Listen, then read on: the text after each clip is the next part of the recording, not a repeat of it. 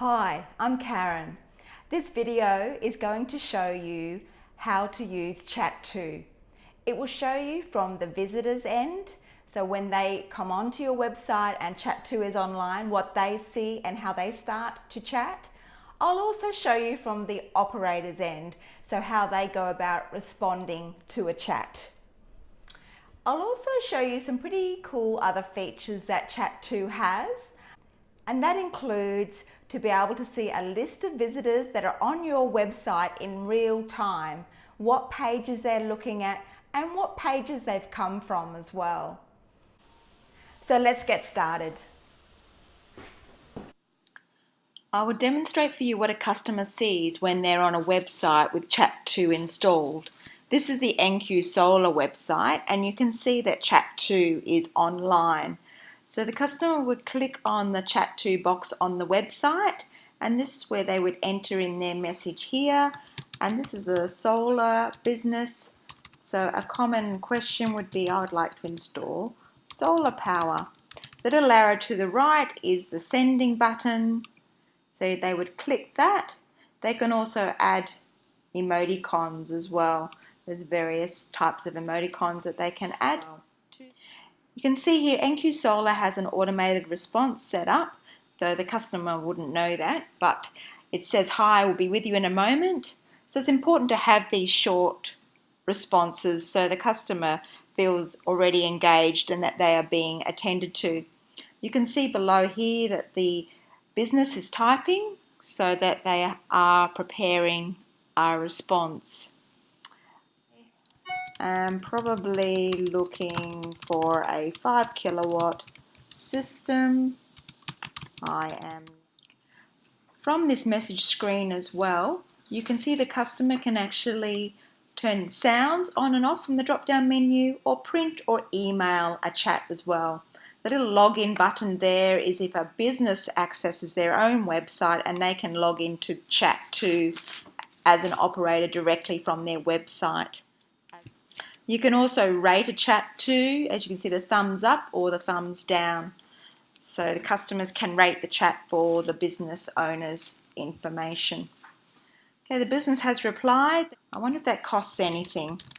That's what I would like to ask next. As you can see, the responses should be fairly short, welcoming and precise to keep the customer engaged in the conversation from the business end. The advantage of the chat also to the customer is that they can multitask while they're chatting, so we can be doing other things. Also, they don't have to switch communication channel when they are looking for something. So they're already on the internet, they're already online, so it's great they can actually speak to the business online. So next I'll be showing you what the business sees from their end, so from the operator dashboard in using Chat2. When you go to log in to Chat2 as a business operator, it's best to use Google Chrome as the browser, as Chat2 operates best in this particular browser. You would have been given a URL which has got your company name .chat2.com, and to access the login page, which looks like this. You would then type in your email and then type in your password here and click on login. This then takes you to your dashboard page for your Chat2 system, and this is the main page that you would be operating from on a daily basis. My dashboard gives me an overview of the visitors that are currently on my website. I've also got pending chats shown, active chats and closed chats also shown. You can customize this dashboard and I will explain that later. On the visitors list, it says recent visitors. The visitor list shows exactly who's been on your website and who's currently on your website now. So the green dots show the visitor is currently looking at your website. So I can see there's someone here from Australia. They've been on my website for 58 seconds. They've been back actually 4 times. And this little balloon here actually allows me to initiate a chat with them if I like. I can see they're on the main web page. This dot's green, though if it was orange, then that means the visitor's still on my website, but there have been no keystrokes to indicate that there's any activity. And the red dots shown as these previous visitors tells me that the visitor is no longer active on my website. When a website visitor initiates a chat, you'll see a chat appear under the pending chat. So I've just received a chat then, it's come up with the number 1 next to it. I've had a little notification come across too with a sound telling me new chat. To accept this chat under pending chats, I can actually open it in a new window by clicking on this icon with the arrow through it, or I can click on this icon which will just open up and accept the new chat in another tab, and the tab shows up just here. The chat text is contained in this large window here, and I would be typing my reply in the smaller window below. So I have this visitor, they're interested in the LED lights. So first of all, I want to find out where they're going to install them. Again, the same process goes. You can press enter to send that, or you can use the little arrow button here to send your reply. We have a sale on at the moment for the downlights for houses. Again, it's important to keep your customer engaged, so I'm just using fairly short sentences, so I'm encouraging a conversation to happen. So now I need to know what style of light they would like. And I would also probably like to send them a link at this stage from the website, so they can click on that directly through the chat. You'll also be able to see what the customer is typing. So the words they start to type will actually appear in this little section here between the main text and the small window. It allows the operator to prepare their answers early. Also, if you're a little slow at typing, you don't have to type all the time. You can actually use the voice to text function, which is this little microphone over here.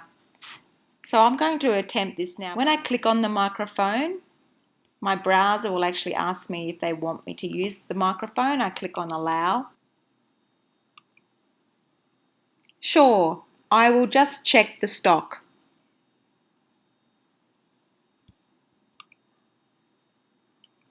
You can also select canned messages to save you time as well, which is basically pretty preset answers that have been previously prepared for standard questions. And in the chats, this chat screen, you can also see information about your visitor. So it shows you the country, how long they've been there before, how long they had to wait to get their chat answered. You can also put in some internal comments about that customer through this icon. You can attach files. So if you had standard data sheets for a particular product, then you would already have them uploaded and you can attach them here. So the main purpose is to try and get those contact details from a chat by email or phone. It's also important to end a chat, so make sure the customer has no other questions. So in this instance, I'll be saying, thanks for your inquiry, have a nice day. But you could also ask whether they had any further questions. It is important to finalize and close that chat. So other information that's provided on this chat screen. So you can also take a screenshot of your computer screen and send it to them. And the rest of these tabs actually give you a footprint of your customer, so you can see what pages they've been to, how long they've been on your website previously. This gives a bit of a footprint of their visits to your website, and this last one is normally history of chats. And up in the top part of the chat screen, you've also got a couple of other icons up here. This is your sending icon. This icon is where you transfer chats. You can attach uploaded files or print or email your chat as well. This is still showing as active chat. Now I would actually want to close this now. So by double clicking on these words, I can click on close and click change chat status, and then that will place this chat into the closed chats list, and I'll no longer have any recent chats showing.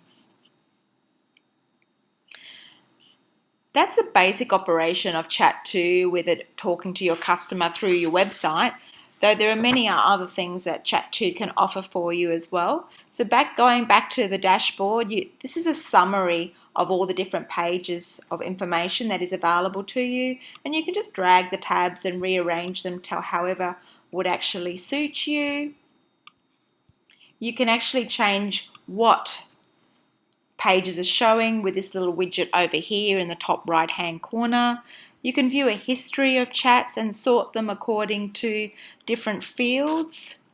You can also go offline in an instant by clicking the online button. It takes you offline straight away if you had to leave chat for any reason, like for lunch. Also, you can select to become invisible. So just by clicking the visible or the next to the glasses there, and that means that you would be still online, though you just monitor the activity of what's happening on chat at the time. In the settings section, this is where you can modify the look of the Chat2 pop-up widget. You can set up all your automatic responses, your canned messages here, your auto chat starters, which is like setting up automatic invitations to chat. You can set up your new users under systems and departments. You can block inappropriate visitors, view your reports, and set up mobile access through smartphones, laptops, and smartwatches. So just to give you an idea of what the reports and the graphs that look like. But your main operation for a business is through using the dashboard. Chat2 is a great tool to talk to your customers directly through your own website. So install Chat2 today at www.chat2.com.